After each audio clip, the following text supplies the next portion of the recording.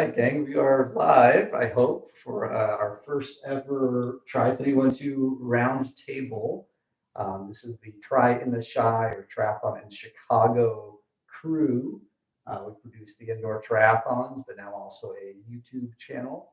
So we are here basically just gathering together once a month or so to talk about current events in triathlon, bring up some topics, but also listen to you guys about what you would like to see us cover, whether it's asking coaches questions, whether it's bringing up current events in triathlon. So we're just going to go around the table. This is going to be super informal. We'll just kind of see what happens as we bring up various triathlon topics, and yeah, we'll see how it goes. But as a quick introduction, I'm Coach Chris. Been doing triathlon for quite some time. Head coach at 4-Star Endurance and Tri312.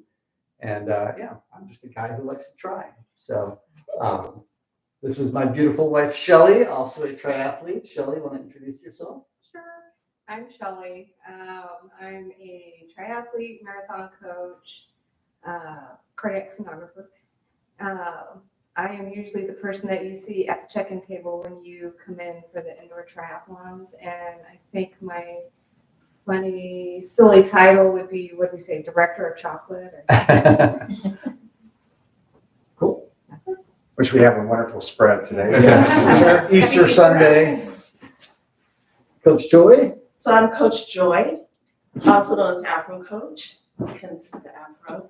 I've been doing triathlon for a very long time, and not only am I a triathlon coach, I'm also a marathon swim coach and certified Pilates trainer.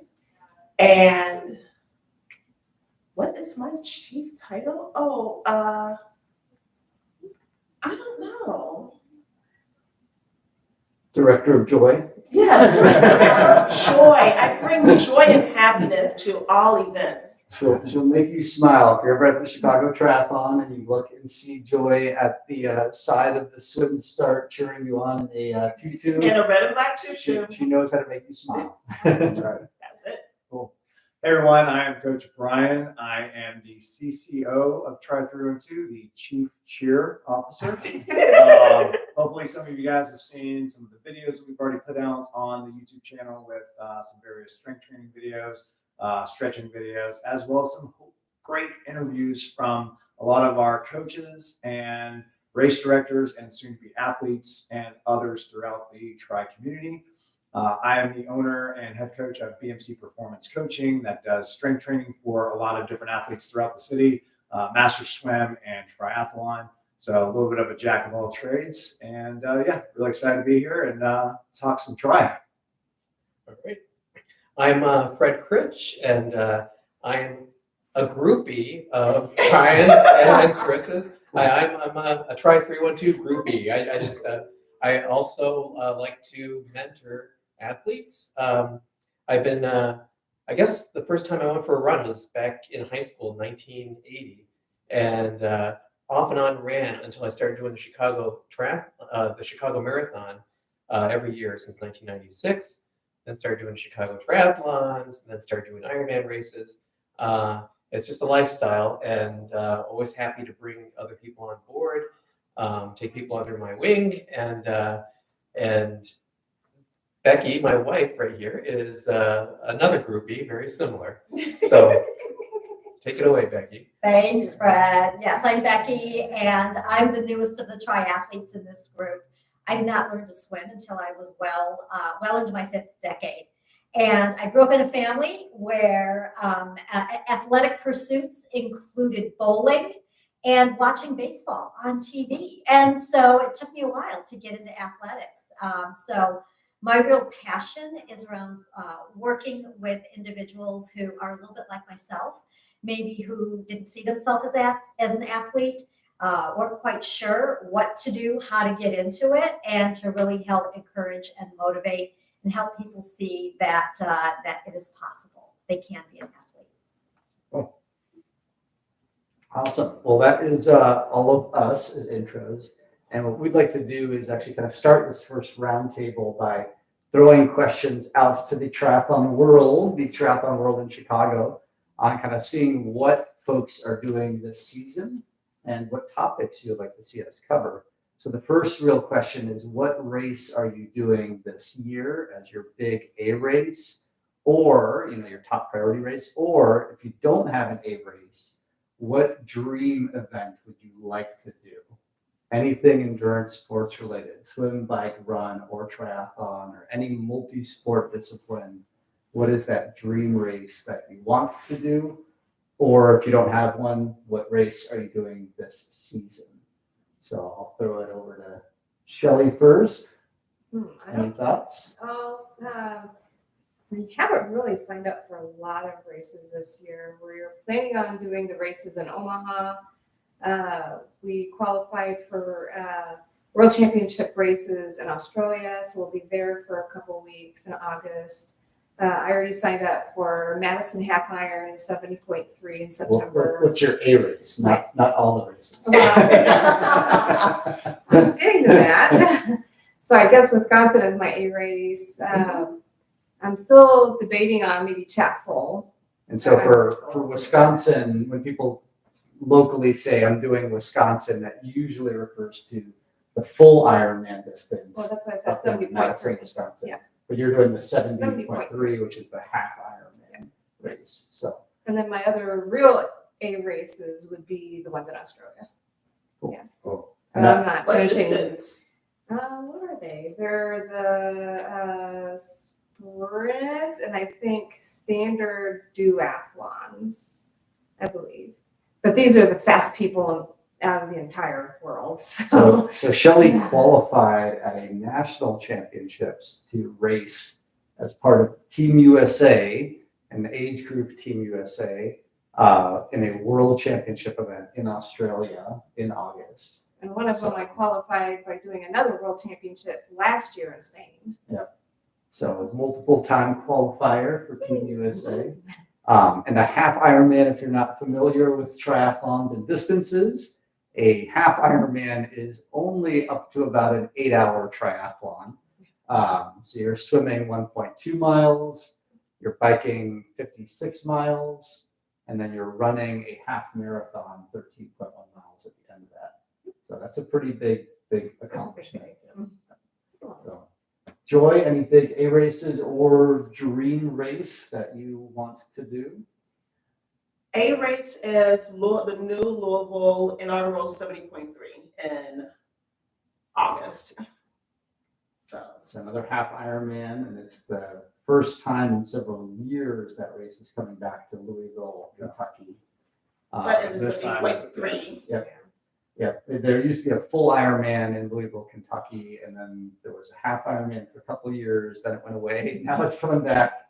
And it is a finish line. Do you know, is it at 4th Street Live?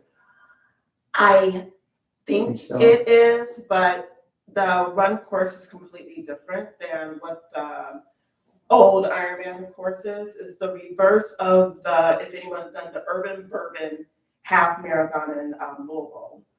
And I get to do a practice run of it at Tri-Louisville in July, which is an Olympic distance. So if you ever get a chance to go, I think that's one of I don't know if any of you guys have been down to Louisville when they had the full Ironman there, but it's one of the best finish line areas. It's on a block of downtown with a covered awning. So if the weather's bad, it's still nice, and there's bars and 4th restaurants. Street Live, Yeah. I think it's called, is it 4th Street? Yeah, super cool finish line. So Especially for those that are finishing late. Yeah. Yes. The later it gets, the More more fun. interesting Yeah. 4th Street Live gets. And even if it's hot out, you get this air conditioned effect from all the open storefronts at 4th Street Live, and you get lots of. So as we're talking, if you guys watch this video live or if you watch it in the future, comment below. We want to see what races you guys are doing, whether you're a local Chicago triathlete, an aspiring triathlete, or a seasoned veteran. Even if you're not in Chicago, we'd just like to see what events you guys are looking to do this year or are dreaming about doing in the future. Yeah, or maybe even pitch it to our Chicago athletes. If you got a race nearby that you're like, hey, you're not too far from Chicago, come here. Yeah. So let us know. But so What about you, Brian? Any big events this year? yeah, also doing Madison 70.3. I've done the Ironman Wisconsin full back in 2015. So since this is a relatively new course for the 70.3, and I have a bunch of athletes that are doing this race, I've now discovered I have a lot more fun doing races where I have a group of athletes doing it as well. And when we're seeing each other outside on the course, like swinging past each other on the bike, but mostly like as we're sort of like scooting through the run, that's probably been my favorite experience so far, like doing the 70.3 distance. I do have sort of like my ideal sort of like dream race too. And it's actually at Challenge in Daytona. And I hope that maybe we'll talk about this here in a minute, but with all the different brands and new race companies that are out there, but Challenge has been doing this race at Daytona for a while. And I remember watching the pro race a couple of years ago, and at least the majority, if not all of that bike ride was on the Speedway. And my grandfather used to work as the on the checkered flag committee at Daytona, and he had done so for years. And so it'd be really cool. And even if it's just like a sliver of the race that we actually get to ride the track at Daytona, and they have the 70.3 distance. Hopefully they'll bring or still have an aqua bike because that's my favorite, and have one of those two still going on for a while. That would be ideal. And a lot of times it's also during early December, and that's around my birthday. So even better. A win-win. A win-win. So yeah, and my grandmother still lives down there, so place to stay. That's right. Yeah, Grandma Faye, if you're out there, if you're watching, just make friends. Cool. Fred, any big races this year? I do have an A race. Some years I don't have an A race. They're all just B or C or D. But this year I do have an A race, Lake Placid Ironman. I did it. The reason why I really consider an A race and the reason why I signed up was because I signed up for it when I did my first Ironman in 2004, and I really there were very few Ironmans in North America, and I really had my sights set on Lake Placid, and I thought someday I'll do it. I finally got a chance to do it in 2018, and I did not finish. I actually was having a heart arrhythmia issue, and every time I ran up a hill, it seemed like it was feeling a little odd. I just was thinking it wasn't my day, even though it seemed like I had enough time to finish the race. I stopped at mile 13. Halfway through, I just thought, I'm not going out there for another loop. Well, I got my heart fixed up, and everything feels great. And so that was a hard DNF because I didn't know what was going on with me physically. It was my 17th Ironman, and I thought, I wanted to stick with it for a lot longer. So I'm looking forward to going back and finishing that race. And this is the 25th year for Lake Placid. And rumor is, well, they announced that this was going to be the last year, but now there's a rumor that it won't be. But also at Lake Placid, there's one more little bit of surprise that I'm not going to let out of the bag, but maybe Becky will. But I'm looking forward to going to Lake Placid this year. Cool. Yeah, so my A race, July 21st, Lake Placid Ironman. It'll be my third Ironman. For those who don't know the distances, it's a total of 140.6 miles. So it's 2.4 mile swim, 112 mile bike, followed by a 26.2 mile run. The beauty of having it in Lake Placid is that you get to, quote, swim the cable. The swim is a 2-loop swim. In the middle, you run out of the water across the beach and back into the water. But in the water itself, there's a cable that runs along the bottom of the lake, and the lake is clear enough that you can see it. And so you just swim that cable. Yeah, that's it exactly. And so the swim is special. The bike extremely hilly, up in the mountains, very scenic. And the run, I believe, is a little on the hilly side as well. the big surprise is that when they first announced that they thought it was going to be the last year for Lake Placid, it was also rumored that the voice of Ironman, Mike Riley, was going to come out of retirement very briefly to be the announcer. Oh. And so it sounds like it has now been confirmed, I believe, that Mr. Riley will be there to announce to all of those who finish that they are an Ironman. So that's my motivator. I think that's probably the only sad thing, maybe looking ahead to the Ironman finishes, that all the athletes that will be finishing an Ironman from this point on will not have that experience of having Mike Riley say their name at the end of the race. I always remember it was special for me that one time. I'm sure y'all have heard it a number of times. So, yeah. Yeah, it'll be interesting. I know when I did Wisconsin, I used to do Wisconsin full Ironman every other year. And spectate one year, race it one year. And I remember after finishing spectating one year and noticing that Mike Riley had his son helping to announce at the finish line. So Mike had to go to a quick restroom break or whatnot. His son would take over. Yeah. So I'll be curious to see who they have now taking his role to help announce people. That's what It's Tony Tony, Lugo. it's Tony I know they have, Tony, yeah. Tony Lugo, another announcer who does a lot of the other international races. But yeah, it'll be interesting to see who's going to be at, because I think at Kona they announced a female announcer as well. Did. So they're going to have, I think, different races might have different announcers. So it'll be interesting to see what the Ironman events look like this year. Yeah, so for our viewers or future viewers or current viewers, as background too, a lot of us have tons of triathlon experience. Some have a little bit less. But combined, I think we have over 50 Ironman finishes almost between all of us. Probably 100 races. Oh, what's that? 100 total races. And Or years. 100 years. Years. You have the 100 years. number of years of racing triathlon. Collectively, we've done over, I think, 100 years worth of races. I've done over 120 triathlons myself. Yeah. And I'm sure combined, we'd have to, maybe that'll be our project for the next one, yeah. is figure out how many total triathlons all of us have done combined. Because yeah, it'll definitely be over 200. Have to include the indoor tries. Yeah, the indoor tries, and I'm count. almost at 200 probably. Yeah. But yeah, so it'll be an interesting stat. But a lot of us, whether we have a lot of experience or less experience, you'll see a lot of these faces at our indoor triathlon events. We do have one coming up April 21st, and then the following weekend. This year, we've done some unique things with the indoor triathlons. We have a Sunday race coming up that's in the morning where you run on an indoor track. We have an evening race coming up at the Edgewater Athletic Club, which is an afternoon, evening, and we finish it with a social hour.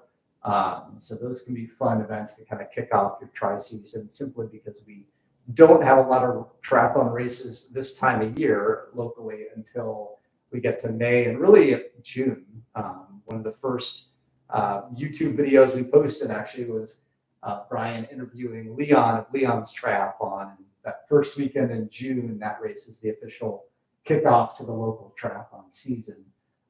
So those are the events we're looking forward to. But if you have a big goal this year, or you're dreaming about doing a triathlon, plan out your season with those smaller events too, because those small ones are fun, a lot more laid back, not as stressful as the big production Ironman events. So even if a lot of people do Ironmans, it's nice to support those local ones. Yeah. So here's a question to the group, and obviously to those watching is, this question comes up for a lot of like my athletes that don't do triathlon. And I'm sure this comes up with most of the general population. A lot of even this question comes up with new triathletes, is the question is like, well, what counts as a triathlon? Like when can I start asking or telling people I'm a triathlete?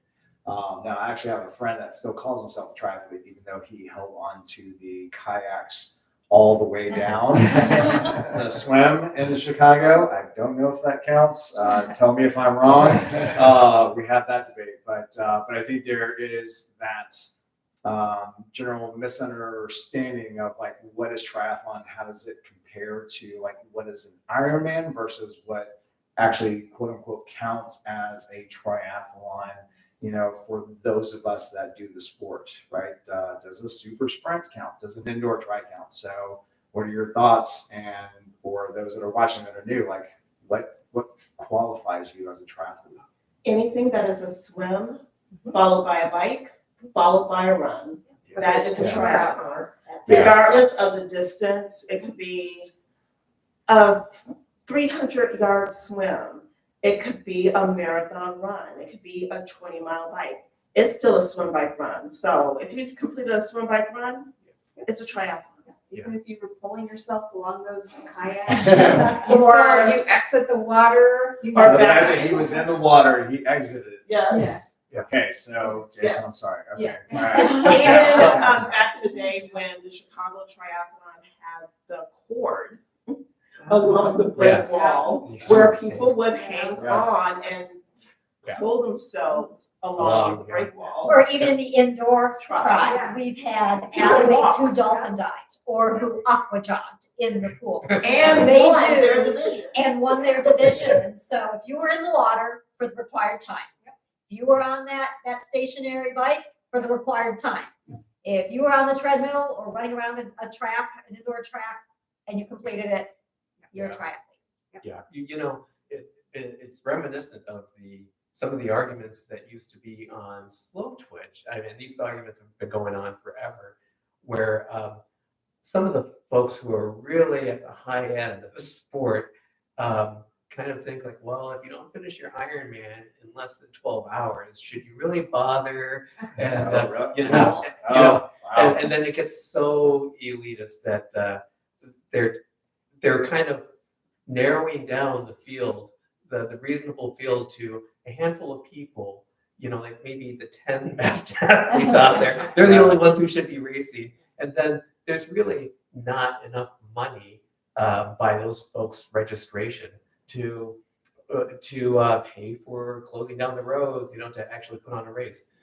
So I always thought that a lot of triathlon is about community, a bunch of people out there doing it, swimming, biking, running. It's all about, you know, people at the front end and people at the back end. And I think everyone in the middle everybody deserves to call themselves a triathlete. Well, and it's Right. also one of the few athletic endeavors where you can have someone who's brand new, who's Yeah. just doing, you know, out there, and their goal is to finish, and you've got people who are elite world-class athletes who are also racing, and hey, they might be standing at the finish line waiting to welcome you in when you Yeah. finish. I mean, I still think we are one of the few sports where an everyday athlete can race and do the same course Yeah. as all the elites, the pros, and still test our mettle, whatever that looks like for them. And you know, my big mantra, as I mentioned on one of my intro videos, is like, everyone just do your race, right? Don't worry about what anyone else is doing, what the pros are doing, or compare yourself to them. Because I guarantee you there's somebody that doesn't even know this world that's looking at you, that's training for these kind of events, whether it's an indoor tri or an Ironman and everything in between, that they're looking up at you going, oh my God, I can't believe how awesome that person is. And they think that you are the coolest, most like the healthiest, the most fit person that they probably know, or the most inspiring. And you don't have to be that top 10% elite to qualify yourself as a triathlete. So, To go back, for those who don't know, Slow Twitch is an online forum. Normally no one knows what Slow Twitch is, but it's an online forum where you can find information on anything from races, race reports, what's going on with new races coming on, all the way to just gear. Oh, a new tire came out, a new watch came out, a new pair of tri shorts came out. They might be comfortable, they might not be comfortable. So it's just an online forum, just like all the other various online forums. Think of the gaming forums, but for athletes. Yeah, it's one of the most active triathlon websites, but it is geared more towards, I would say, the long distance Ironman athlete. That's why it's called slow twitch. It's your slow twitch muscle fibers, Yeah. which are what you use predominantly when you're doing a long distance endurance event. So their website is very active on their forum, like a chat forum.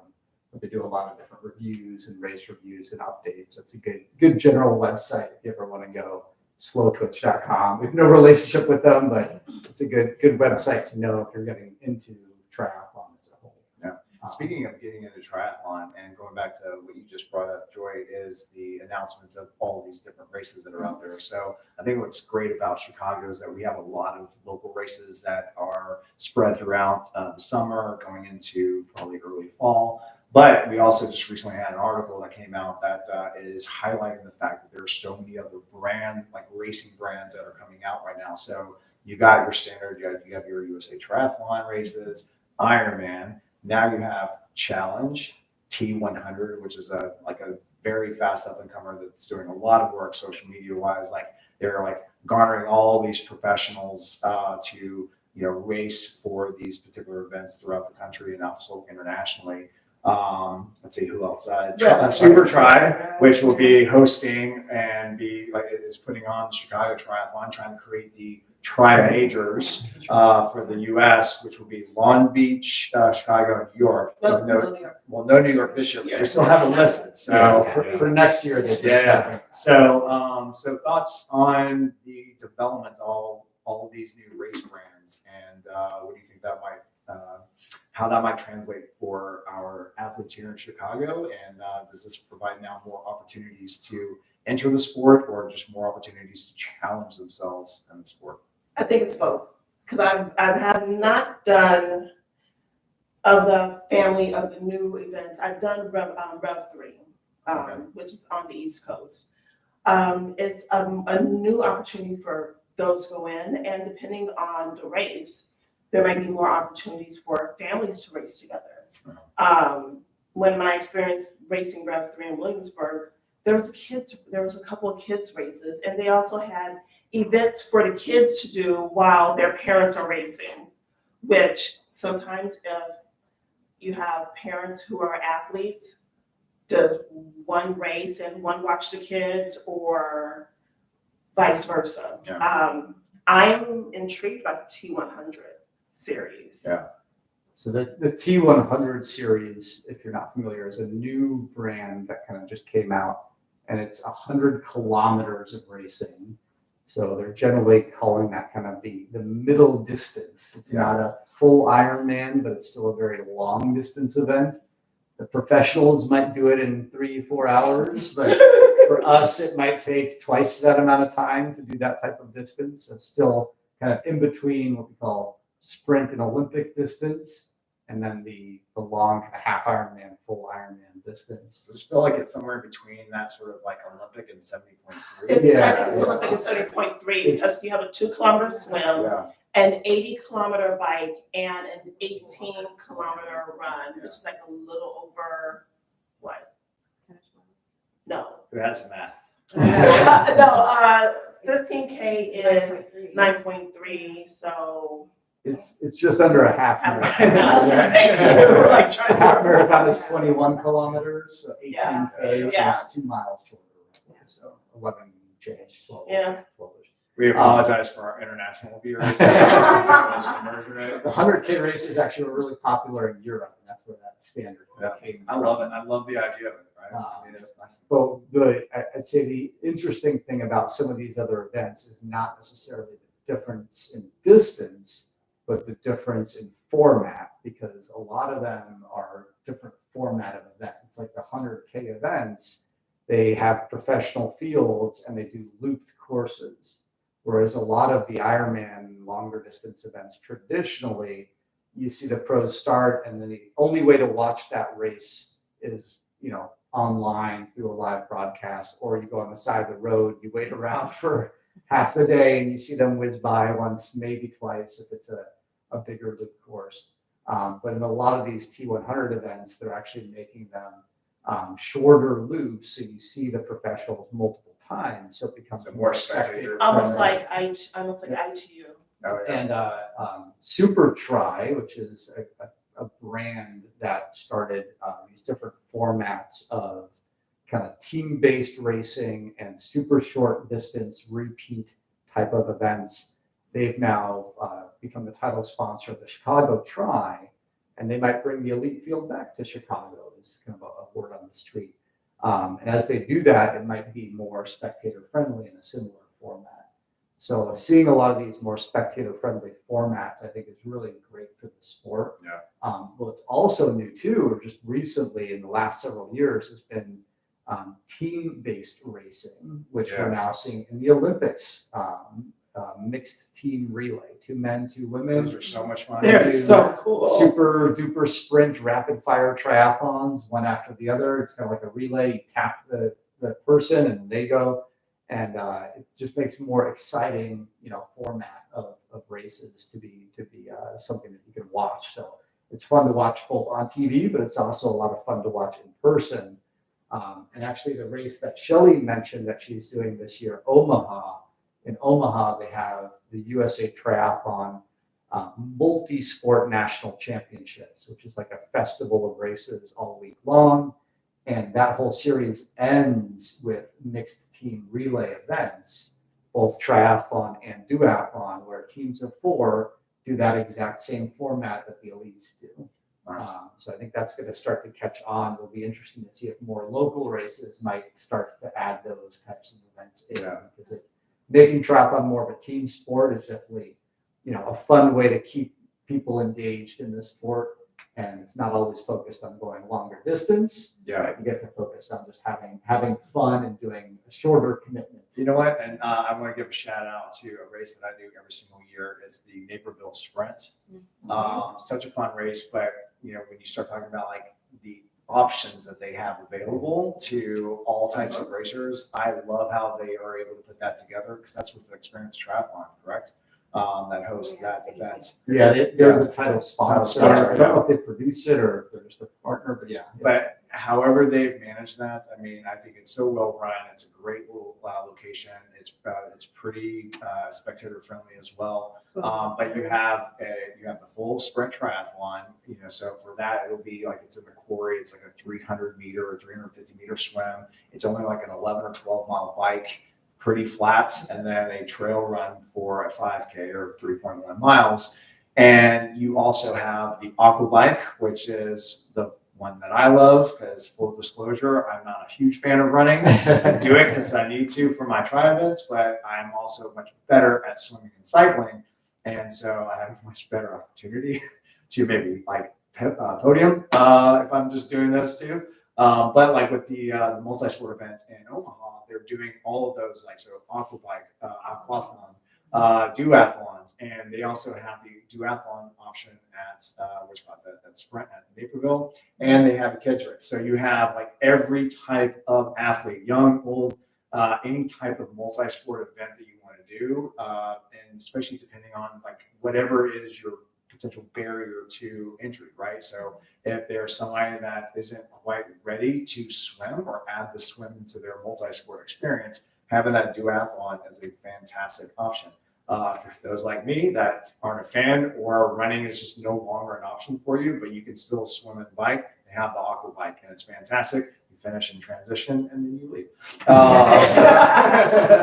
Your medal is just there waiting for you. And everybody looks at you like, you're finished already, because you're just like done. You rack up your bike and just stretch, and you're just ready to go. And everybody's still running through. But I do love that particular race. So like I also hope more race venues will add those different options, so that it expands the access to racing, multi-sport racing, not just triathlon, to more athletes. Well, let me ask you how you feel about the same thing, but at a 140.6 race. How do you feel about relays? I know I don't recall ever Ironman brand having relays for the full distance 140.6 races. And I know myself, I would feel a little demoralized if I was on the run and someone right next to me was very fresh, and you could smell the fabric softener on their clothes as they go by. So, well, I stink, but I'm wondering how I know how I feel about that. I'm glad that I haven't had to deal with that. I know you have relays that more commonly at 70.3, Yeah. and Michigan Titanium, I believe, has relay at the full distance. But how do you guys all feel about that? Well, and that's a good question too, to clarify the difference between relays, because there's a relay where it's 3 people doing one triathlon, or 2 people in some cases, where each person just does one discipline, or 2 if it's a team of 2. And then there's also the mixed team relay, Yeah. where each person does all 3 events. Now, if they and do then that they at pack full out. Ironman, I don't know how that would be possible. Like, we had a 3-day event. But I think to a good point, like if you're doing a full Ironman, that achievement is really about covering that distance yourself Yeah. and doing that all in one day. That's kind of like the theme of becoming an Ironman. Yeah. So yeah, you're right. We don't see as many relay options at a full There- Ironman, but we do see them at the shorter distance. But there are exceptions. There is going to be a relay at Lake Placid. Really? So I'm going to experience that. Okay. I Someone actually said- know who the runner is. Wow. It's for charity. It's for the Ironman Foundation. So they're trying to find a swimmer now. So they have the biker, they have the runner. So I think, yeah, I mean, I get where you're coming from, and I'm sure other athletes would feel the same way. But I do know, like, when we had a group of our athletes when I was still coaching with Chicago Athletic Clubs, we had a group that formed a relay for 70.3 in Michigan, and they had the best time. They had never done that distance before. They had mostly just been doing like sprints and Olympics that whole year. They had such a great experience at doing that I'm pretty sure most, if not all of them, signed up for their own 70.3 the following year. So if a relay is an opportunity to sort of crack a barrier that they may not, like, I don't know if I can do the whole thing, but whether it's being there, being around all the athletes, having that experience, maybe just having that, like, again, it's that energy that we get from each other, from everybody, and then watching everybody finish this race, that maybe it's just enough of that motivation to then they become that next person, like, you know, It's maybe I another can do it. opportunity. Like, But also, is it okay to do a relay, whether it's 70.3 or 140, to be just that runner, just that biker, and be like, yeah, I'm an Ironman. You only completed one. Well, I'm not saying they should get the tattoo or anything, but, you know, but. You should have a special medal. Yeah, yeah, Like if it's a right. 3-person relay team, you get a third of the medal. Put together. Honestly, is it okay to call yourself an Ironman or a half Ironman if you did one sport? You didn't do the entire race. Yeah, I think people, my opinion would be you should consider yourself part of the triathlon community. Yes. But yeah, if you didn't do a full Ironman, you're probably not an Ironman. Yeah. And as a triathlete too, if you did a relay, you're part of the triathlon community, but you might not be a triathlete yourself. Yeah, and bringing it back to that group of those that did the relay 2 years ago, they realized they weren't like sort of the rest of them like doing the full events individually or solo, but they just enjoyed being part of the community, part of that experience, and they were just really just gauging themselves about their one individual race, and then also against the other relay teams, which has its own unique competitiveness. But again, it's I don't think any one of them were like, well, I'm a half Ironman finisher now. I think they're like they appreciated the experience, and then it was like, okay, well, now I kind of know a little bit more what it is, because I think what we've also found out with our indoor tries, like some just need to be there to experience it, to see what it's like, and maybe give them that little extra confidence, going, oh, I can probably do this, right? Look at how many of these other people that I either work out with or that I see day to day, or see somebody that looks like them also be able to finish that particular event and going, oh, I can do it too. So I, in terms of like maybe not calling themselves an Ironman or like a 70.3 finisher, but if it gives them the opportunity to be motivated to try it themselves, I say go for it. I see it as almost, before I did my very first triathlon, I volunteered for the Chicago Tri. Wherever they needed me, I was there. It was that gateway. If being in a relay is that gateway to, okay, I can do this. Well, maybe let's step it up. Maybe I could possibly do a duathlon because I'm not that sure on swimming yet. Yeah. That duathlon might turn into, oh, I got injured. Oh, I might need to do swimming now because I can't run. Maybe I do an aqua bike. It's another way of being exposed to the multi-sport world. Yeah. Because we have so much now. A lot of it's awareness. Like people don't know that there are these other multi-sport Yeah. events, and anything that gets new people into the sport, or especially if they don't have The the equipment they Yeah. need. Yeah. It's like, hey, I don't have a wetsuit, right? But Yeah. hey, I can do the run, or I don't have a big, a fancy or fast bike, and I Right. feel like I can do this event. If I don't have that, you can still participate as part of the relay team. Yeah. The other thing, though, that I like about relays is it gives people who are injured in any one Yeah. way that takes them out of one of the disciplines. Yeah. They can still do other disciplines. So So if you participate. have a knee injury and you can't run, you can do an aqua bike. You can Yeah. swim and then bike. And that was one of my favorite events at the Multi-Sport Nationals, where on the bike, I got to just go full speed into the finish line. Yeah. Some of those events, you have to dismount your bike and take your bike across the finish line. But this one, they time you like a bike race. So Oh, you're okay. coming down, So you're- timing that. Yeah. You have to do a full sprint on a bike. That's the only negative neighborhood like that. Yeah. You can't full on sprint. I mean, I experienced, 'cause I did a foray into a half aqua bike. It was like, okay, I've never done aqua bike. Let's try it. Like, wait a minute, I'm done? Yeah. Oh, and like even participating in a relay, because we had a team that needed a swimmer and I was benched from running and biking right before my knee surgery. And I Yeah. was like, I'll be your swimmer. And everyone looked at me like, you're kidding. No, I'll be your swimmer. And swam, and then I was done. Like, okay, I guess I'm just gonna give me a snacky snack. Yeah. I mean, I was- Spectator. Yeah, I mean, I will say I was so excited to do my first relay last year. I was like, I've been trying to get like my buddies to do a relay or find somebody to do a relay with me. We tried doing a coaches relay at CAC one year that fell apart. So finally, I had one of my TRIDOT athletes who was like, "Oh, I'm going to do a relay. I've got a buddy of mine that's a really great runner," and I was like, "Hey, I'll swim with you guys if you want." And this was last year at Chicago. Guess who ended up having to do a quarter-mile sprint instead of a swim?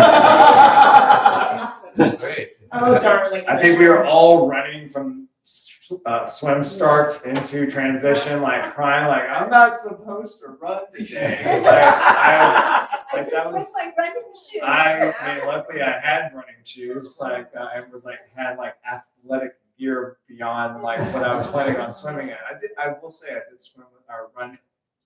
I did run with my swim cap on. So People did. They should have forced you to put on the just wetsuit. so that we're all clear, like we were supposed to be swimming today. The swim was like, canceled? Yeah, Yeah. swim was canceled. So you had to Swim run. was canceled. So and unfortunately, it's been a little bit more the norm these days with swim cancellations. So I guess the other extension of the conversation is that because I know people get really disappointed with when most or many swims get canceled or shortened.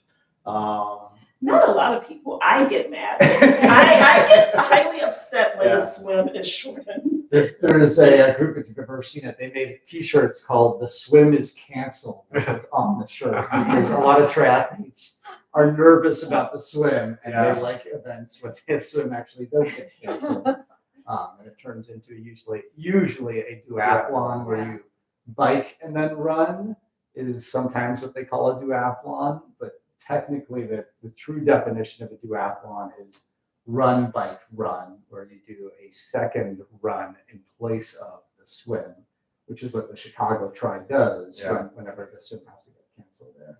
So for those that go into their 70.3s or Ironmans where their swims are shortened or are eliminated completely, do you feel like it's there's that feeling of emptiness that you didn't quite do the No, full thing? Well, I went not Muncie, Racine, the last year. Yeah. And of course it got canceled Right. because the water was like 48 degrees. Yeah. I felt fine. I was happy. I mean, So no love lost when No, about no like, love oh, we're not lost, swim, not at okay. I did Chattanooga and the Chattanooga 30.3 in 17 and 19. And both swims were shortened. It was the first time I'm like, something's wrong. They're moving the buoys. Oh crap. And you just hear this cheer of people. Just, all these people were cheering. I'm like, it's the river, because you had to go at that time, you had to go up against the current and then turn and come with the current. And they were having problems with the professionals going up the river. So I've been in races where they've shortened. So do you feel your whole experience was diminished? I mean, it doesn't sound like yours was. Yeah. No. Okay. Not really, but I would have loved to have done the whole 1.2 mile swim. But Chattanooga 70.3, the bike is longer. So you almost get to the 70.3 Okay. distance. Yeah. Yeah, it's always a shame if you train all season long Yeah. for big events, which happens for some of the Chicago triathletes the last few years, or an Ironman and they cancel the swim, and yeah, you do feel like, okay, maybe I didn't get my full experience. So you guys are in Lake Placid, but if they shortened or canceled the swim, do you feel like that would diminish any of your experience? Well, you know, I've been lucky in that all my Ironmans, I've never experienced any changes to the course. Oh. Yeah. Yeah. Yeah. And Chicago, the Chicago Triathlon, it's been very rare. I've been here in Chicago since 1994, watching the race, or since 1999, I was usually involved. In 99, it was shortened. The Olympic was shortened to sprint, but not canceled. From mid 90s, I just kept watching, where I was participating. First time it got canceled was that year before the pandemic, 2019. Yeah. And then again last year. Other than that, so it seems like it's happening a lot, but that's just recent history. So we're in the 40-year history.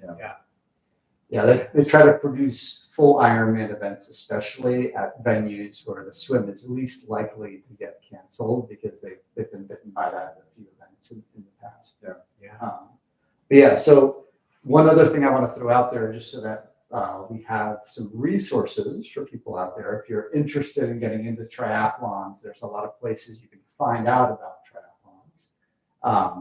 There's websites out there. The most notable one is usatriathlon.org. They have a race finder. You can find sanctioned events listed there. There's also third-party websites like trifind.com is a good one, and you can filter by all those multi-sport categories, or if you just want to find a duathlon, that's a great resource as well. You do any of those events, we consider you part of the multi-sport community, and it's really a fun community. That's really the thing that makes, I think, triathlon unique, is that a lot of other events that you do, you feel like you're kind of competing with others out there more. Whereas in a triathlon, it's really more about achieving the accomplishment of doing this multi-sport challenge. And so it's just a fun community, no matter how far you go in terms of distance. But that's why also at our Tri312 events, we try to make it about becoming a triathlete. You do a swim, bike, and run, you get a finisher medal, you're part of that triathlon community. And so I think regardless of distance, that should be a thing that people really aim for.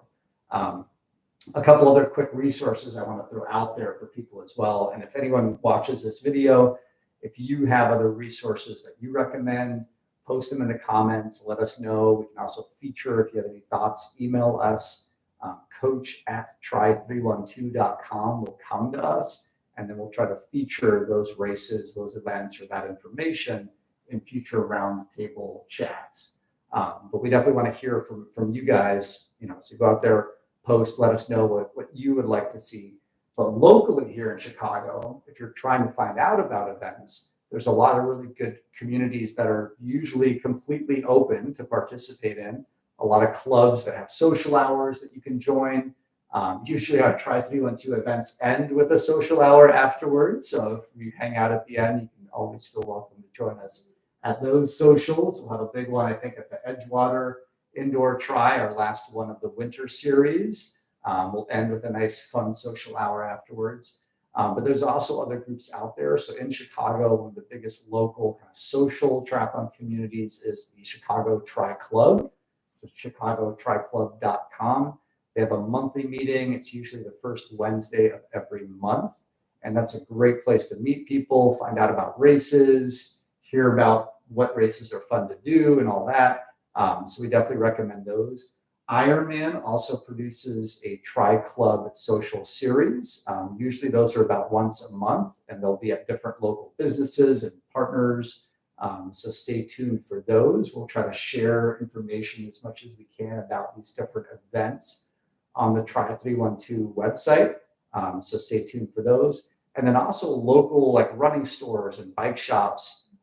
One of our coaches actually owns the BFF Bike Shop, which is a women's led bike shop. And they have social events for triathletes every single month, free workouts you can join in as well. So definitely look at those. I'd say those are the big three resources that I usually steer people towards. But I'd like to throw it out there in case you guys have any other resources you recommend, whether it's like a website, a business, or a place to go, because what we'd like to do in the future is feature those. And so we might even do some videos where we go to local businesses or we meet with local coaches, interview them, talk about their communities, just to bring that information out to you guys. So whether people are watching and you want to comment or email us, we'd love to hear that. But do you guys have any other resources that you would like to recommend for folks who are getting into triathlon or just trying to find more triathletes, triathlon communities, races, fun things to do? Any other things that you guys can think of? Rather than mention like merchants, I'd say that I have met so many triathletes or had so many people ask about becoming a triathlete, and then I've watched them become triathletes by meeting them at Ohio Street Beach. Mhm. That's where they're walking the lakefront doing something else, and they see a bunch of people swimming, and they remember swimming in high school or something, and so they stop and ask a question, and it's really easy to get people hooked. So that's a great resource if you just want to see triathlon, want to talk to people and say, what kind of wetsuit is that? What do you guys meet here every week? I think that's one of the greatest resources. You get so many questions. And swimming in open water, we know, can be a little bit intimidating for some. So it's always nice. We always encourage people to swim with other people. Always swim with other people. Always swim with other people. Many years ago, actually, when I finished my 100th triathlon, I thought, well, what if every triathlon I did like helped someone in some way, get into the sport? So I bought 100 swim buoys and I just gave them away for free at Ohio Street Beach to encourage people to get into open water swimming or not feel intimidated by it. And I still give them out as I do more triathlons. I still keep giving them out. So we actually created, as part of one of our Tri312 kind of side projects, is we call it the unofficial Ohio Street Beach Swimming Club. It's the Skyline Swim Club. There's no membership dues. It's just about coordinating meetups to swim with other people and to encourage people to swim with open water swim buoys, like big bright buoys that make you visible when you swim and that you can hold on to if you get a little bit nervous.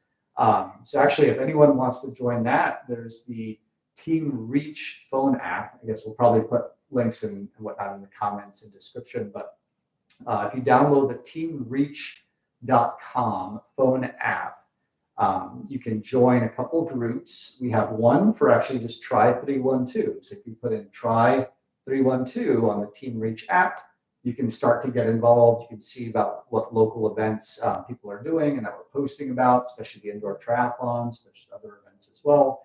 And then for the open water swimming, that Ohio Street Beach Swimming Club is the Skyline Swim Club. And you can just put in group code Skyline. And Skyline Swim. You can, or sorry, is it Skyline Swim? I wasn't sure. Skyline Swim. Okay. Fred's double checking. Thank you. So Skyline Swim is the code, the group code, and you can join in. And that's where we have people just post about what time of day, what day of the week they swim out in open water at Ohio Street Beach. One thing that is important to know about swimming at Ohio Street Beach in Chicago, that's like the hot spot, if you will. If you've ever heard about the Ironman in Kona and everybody talks about swimming down at that little beach where the Ironman is, it's kind of like that. It's where everybody goes to swim in Chicago for the most part. It's a protected area, but technically it is only open from Memorial Day to Labor Day.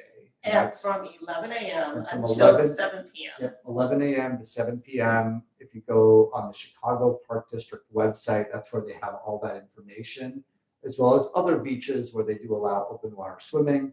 And they even put the condition, if it's a choppy day, they might say it's too choppy to swim, or if the water quality is bad for some reason, they post water quality updates on there. So that website is actually cpdbeaches.com. So Chicago Park District, cpdbeaches.com. And that's where you can find information about Ohio Street Beach as well. So yeah, those are great resources for sure. Anyone else have any other resources? There's also a great app, also in talking about surf quality and water temp and all that. And I believe it's still live. I could be wrong. It's either the Surfline app or the Surf Captain app. I have both of them, but it helps give temperature, water temp, and also what the chop is looking like. So I think with the Surfline, it's very geared towards surfers. So it's sort of like a counter indication. So if it's like saying like, oh, the surf is terrible, probably means it's great for a swimmer.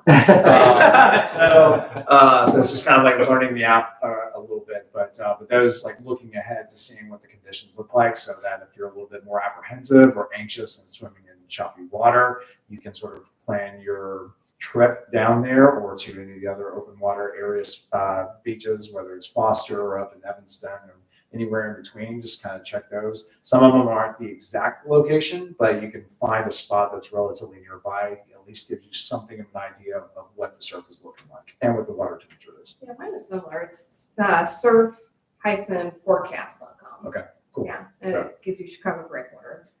Great.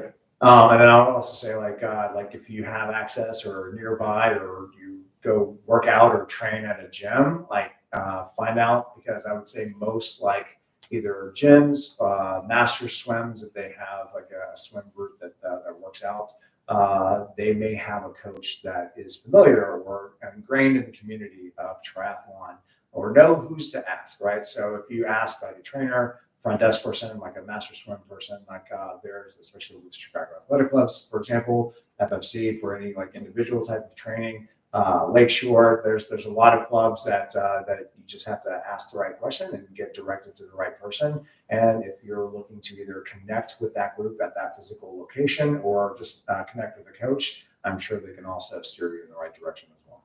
Yeah, and a lot of websites like USA Triathlon list official USAT clubs. You can find clubs on there. Coaches. You can find coaches on there. The slowtwitch.com website as well, that lists clubs and coaches as well. There's also a lot of training plan tools and training plan websites that are good to use if you're trying to train for a triathlon and want a training plan. And we're actually this year going to post a free Tri312 training plan for folks that are training for the Chicago Triathlon. So that'll start in May. We also have in-person training groups. Most of us are involved in different clubs and communities that train together.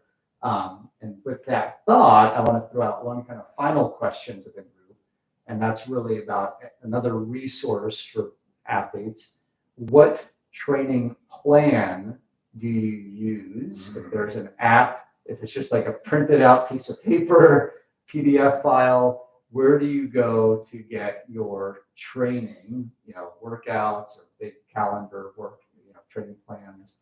What apps or devices do you use, whether it's a smartwatch that's giving you your own training, whether it's one of the newer kind of AI-powered adaptive training plan tools. But why don't we go around as our final question for the group and have each of you either tell us what training plan you've used in the past and or what training plan you're using this season, if it's any different, especially now that we're seeing all this, AI technology getting built into a lot of training plan tools. So why don't we start with Becky? And Okay. Then we'll go around. Okay, well, I think most of the training plans that I've used have been built by you, Coach Chris, through a variety of programs that that I've been part of and that you have been our lead coach.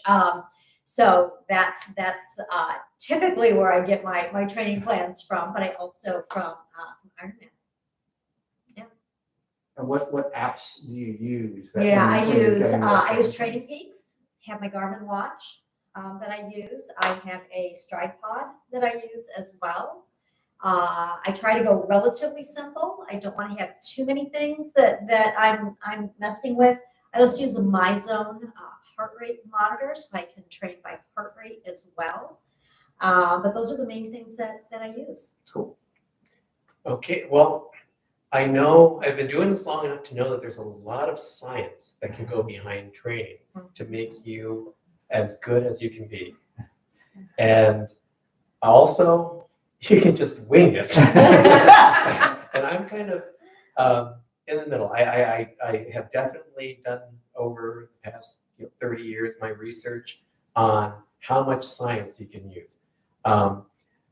What I have done for, I guess, at least 20 years with Ironman distance is I've made it a lifestyle. I've made it something where I want it to be not easy, but I want it to be fun.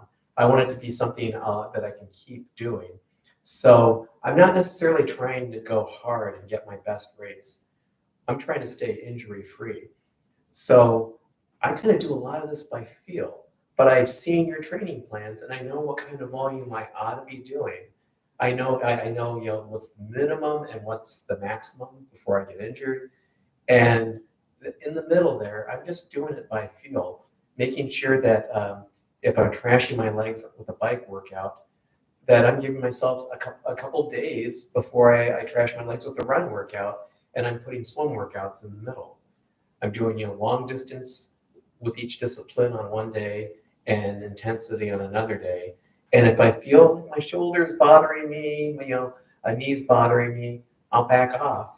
And I don't care if I'm going to just stop that discipline for a week or two, and I'll just pick it up. But for me, it's all about staying comfortable and injury free. So my training plan, You wing it. and I try to tell new triathletes this, that it's okay if you're not following the plan for a little while you recover from something. It's better to be undertrained than to get overtrained and injured. So I do wing it, but I think that there's some value in not necessarily sticking to a training plan 100% of the time. Even though I'm very, a data geek at heart, and we have a lot of triathletes that are type A's and number focused and data focused athletes, and you'll see a lot of that in triathlon. You don't have to do that. Triathlon can be very, very different. It can be very beginner friendly. Oops, sorry, I got the camera moving over. Sorry. I'm noticing. Speaking of technology, between Very good. behind the scenes. The camera doesn't want to behave now. Do the hand thing. Let's try that. There we go. Sorry about that. But as I was saying, yeah, very data focused. But I'll be honest, I wing it as well. Like if you've been in the sport long enough, you kind of know what training you need to do. Yeah. If you're not following a training plan to a T, that is perfectly okay. Yes, you'll probably do a little bit better if you actually follow a structured training plan and get in a good routine. But at the end of the day, it's really about just being active. Like the more hours you put in, the more you get into the sport, the more you enjoy doing the sport, the more your fitness will build. And if you've been doing it as long as Fred has done just as many pretty much Ironmans as I have, I kind of know my training plan in my head where I don't need to look at an app or whatnot, because I already have remembered it so much from doing it for so often that, okay, I need to do this workout this week or this volume or these intensities. So sometimes you don't need to look, but I still use apps and devices to track all my data so I can go back and look at it. Do you use any app or training plan tool yourself or device? Fred's a big gadget guy too. Yeah. So any one that you really like in particular? Well, of course, the Garmin is a great tool because it not only records your workouts, it also has so much extra health information that comes along with that.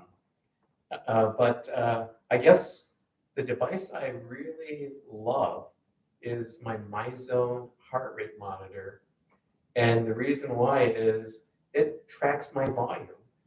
It's so simple. You know, we've had heart rate monitors around for ages, for decades, but MyZone says, you know, it records how many minutes you're in zone 1 where you're not doing much, zone 2 where you're, you know, maybe, you know, jogging, zone 3 where you're going harder, zone 4 where you're going pretty darn hard and you shouldn't do that for more than an hour, 2 hours, 3 hours, and zone 5 where you're just sprinting around a track or something. So it records how many minutes you're doing all that, and you get points assigned. So it essentially is telling you how much volume you're doing for a workout at the end of a week, at the end of a month. And we all know our monthly scores. So if my volume is really low, I know that I'm going to stink at any race. And when my volume's really high, I know that I'm probably getting myself more fit. And if it's too high, then I'm probably going to get injured. But it's my favorite because it just kind of keeps me honest. Maybe we'll have to come up with a Tri312 MyZone challenge, because there you go. it is good at motivating people. It is a gamification tool, and if you're not hitting your monthly goal, other people can see it. Yeah. And knowing that other people can see it helps to keep you motivated. There's so much to be said and learned about MyZone specifically, because there's so much to be said about heart rate training. But you can do that for a whole That's a whole separate podcast. Yeah. All right, Brian, any training plan tools specifically or apps you I'm recommend? kind of like you guys, man. I mean, I'm at the point where I kind of know what I need to be doing or what feels right. But it's also nice to have some guidance. So I have, so I also incorporate a lot of strength training into my program. I mean, mostly because I'm not into my primary training just yet. So I'm still training for something that is not anywhere remotely connected to triathlon. I'm actually doing a strength event with my wife, Sarah, which is called a kettlebell PRT event, which is a max pull-up. You have events, you have max 1 rep max deadlift, 1 rep max for a strict press, pistol squat, pull-up, get up or turkish get up. You also have a kettlebell snatch test and a kettlebell complex that goes along with it. I feel like I'm missing something, but I don't think so. But anyway, it's both an individual but also a team event. So it's predominantly like a max strength type of stuff that you're testing yourself on. I'm hoping that the little bit of weight that I've lost, if I'm still doing the same lift that I did back in October, that I'm now 2 kilos down, my points will actually increase because it bases it on your percentage of body weight. So by just lifting the same and weighing a little bit less, hopefully I'm going to be. So do you use any training plan? I mean, obviously he's so, a coach, so he writes his own training plans. But I do. I will still have my TRIDOT app program. I do just a very essentials, just for me type of workout program. And so it gives me some good suggestions. Maybe it reminds me when I maybe needed to do an FTP test or my 5K events or 5K all-out tests. So my assessments to make sure I'm on my fitness is improving and things like that. But for the most part, I know when I can or need to put based on my schedule where my swims, bikes, and runs typically feel the most appropriate, and then also making sure I get my strength training in as well.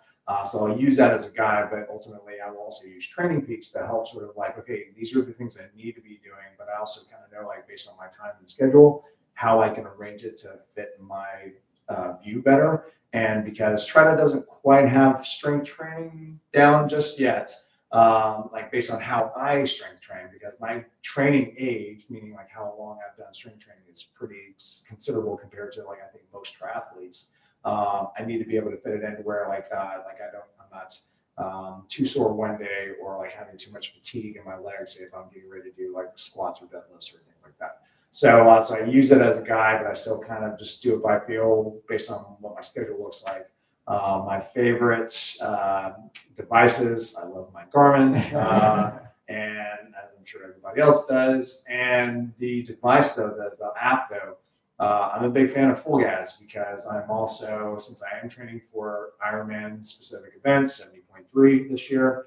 That's I love the fact that they now have most, if not all, of the race events simulated or be able to simulate indoors, and I do most of my training indoors. I've got my whole bike set up at my gym facility, and I'm able to go on full gas and simulate the ride for Madison, and just start having an idea of, like, not only like how's my pacing, how's my power, how's my heart rate, how are all those metrics, but I can also start kind of discovering, like, based on the scenery, what's going on, where certain turns are or hills are. I can also then start trying to time when my fueling is going to be most appropriate.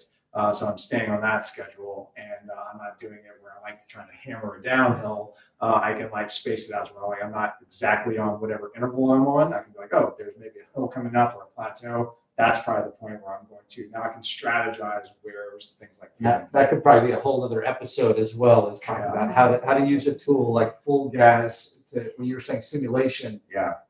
If people aren't familiar with it, they have a full video recorded course profile of every Ironman event. So it simulates, if you have a bike that you hook up to a trainer in the comfort of your living room, you can ride and see the course visually and feel it with the hills. You can also create segments. So if you wanted to do like some of your shorter rides during the week, you can do just a segment.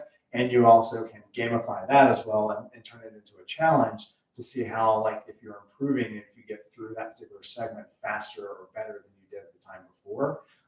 So I do a lot of that for myself, but also for my athletes. So that's a lot of fun. And just for sort of for context, I used it predominantly for training for Ohio last year, and my overall time and speed were like to the minute and to the mile per hour. So it almost timed it exactly.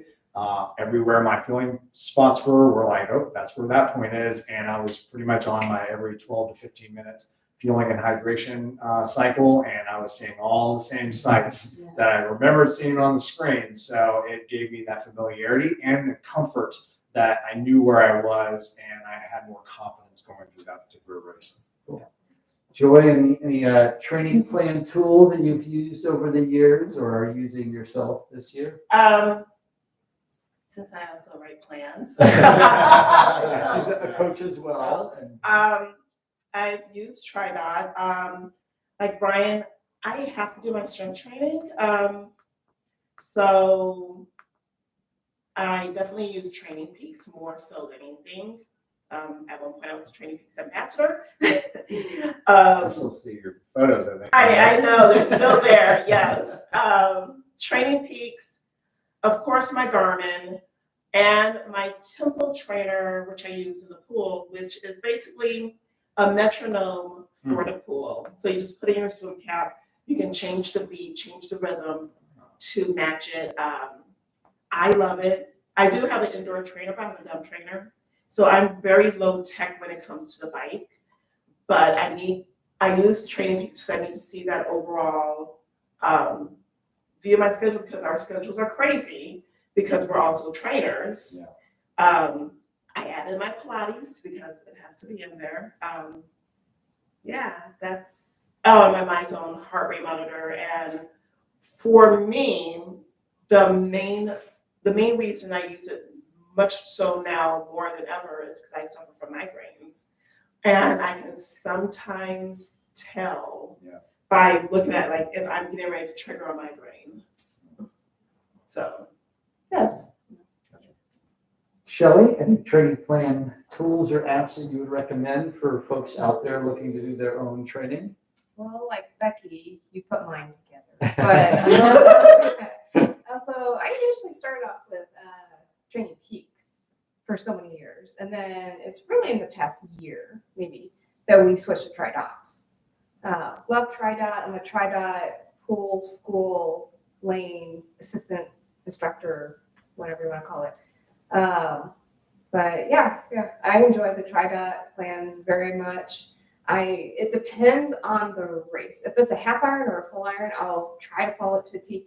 If it's a super sprint, I wing it. Yeah, because we've done so many. Yeah. We don't. That sounds egotistical, but it's like It's muscle memory. Yeah, it truly is. It's like I may do a longer swim just so I know I can do that mile. So, I know I can do the mile. swim, no problem. But it's really more the transitions that I have to work on, you know.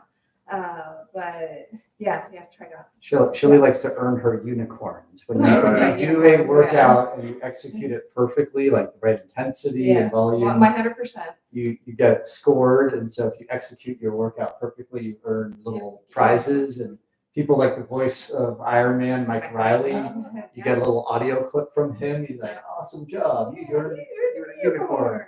Yeah. So that's TRIDOT is a adaptive training plan tool that uses AI and a lot of data that's been gathered over triathletes over the years to optimize your training.